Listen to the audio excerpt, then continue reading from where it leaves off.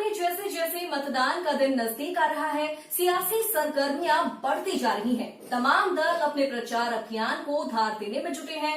एक तरफ सत्ताधारी बीजेपी और जेडीयू है, तो दूसरी तरफ विपक्षी महागठबंधन। अपनी जीत सुनिश्चित करने के लिए दोनों गठबंधन पूरी ताकत लगा रहे हैं। लेकिन अगर सूबे की पिछले 30 साल की सियासत पर नजर डालें, तो बड़े ही दिलचस्प पहलू निकलकर सामने आते हैं, जिन्हें देखकर सवाल उठना लाजमी है कि क्या बिहार में इतिहास खुद को एक बार फिर दोहराएगा।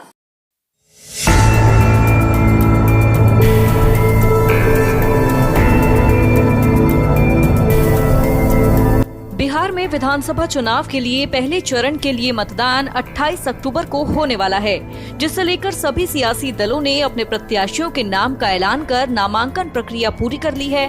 सत्ताधारी एनडीए हो, विपक्षी महागठबंधन हो या फिर नए गठबंधन, जीत के लिए जोर तो लगा रहे हैं। लेकिन इस बीच अगर सूबे के पिछले कुछ साल की सियासत पर नजर डालें, तो पता चलता है कि सूबे में इतिहास ने कई बार खुद को दोहराया है। दरअसल 1990 में जब बिहार में विधानसभा चुनाव हुए, तब भले ही केंद्र की सत्ता पर काबिज जनता दल का दबदबा बिहार में देखा गया और जनता दल ने जीत हासिल कर सरकार बना ली, लेकिन 1991 में केंद्र की सत्ता में एक बार फिर कांग्रेस का झंडा बुलंद हो गया। इसके बाद 1995 में विधानसभा चुनाव हुए। इस वक्त केंद्र में कांग्रेस की सत्ता बरकरार थी। कांग्रेस ने जमकर जीत के लिए जोर आजमाइश की, लेकिन बाजी फिर जनता दल के हाथ चली गई। फिर बारी आई साल 2000 के विधानसभा चुनाव की। इस वक्त केंद्र में अटल बिहारी वाजपेयी की अगुवाई वाली बीजेपी का राज था।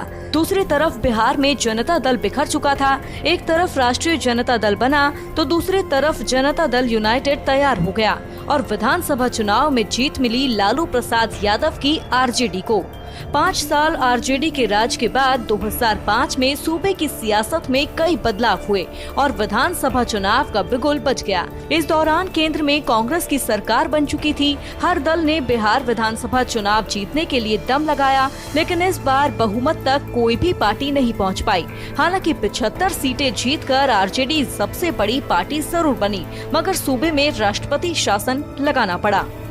फरवरी 2005 में खंडित जनादेश का हश्र देख चुके बिहार में अक्टूबर 2005 में एक बार फिर चुनावी रणभेरी बजी, तो तस्वीर बिल्कुल बदल गई।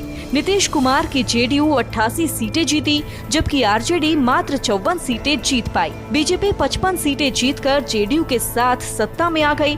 इस वक्त भी केंद्र में कांग्रेस की ही सरकार थी। फिर 2010 में जब बिहार चुनाव हुए, तो भी केंद्र में कांग्रेस थी, लेकिन बिहार में गायब। बिहार में फिर जेडीयू बीजेपी की सत्ता बरकरार रही।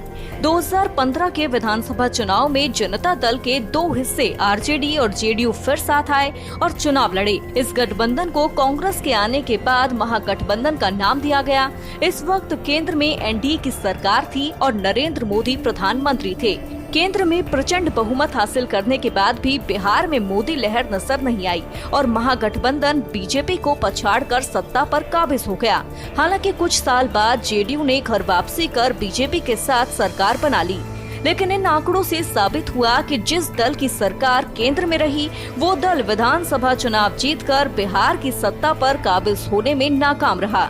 ऐसे में अब फिर बिहार में चुनावी सरगर्मियां तेज हैं, तो क्या फिर से इतिहास खुद को दोहराएगा या नहीं, ये देखना वाकई दिलचस्प होगा। न्यूज कॉर्नर हिंदी की रिपोर्ट।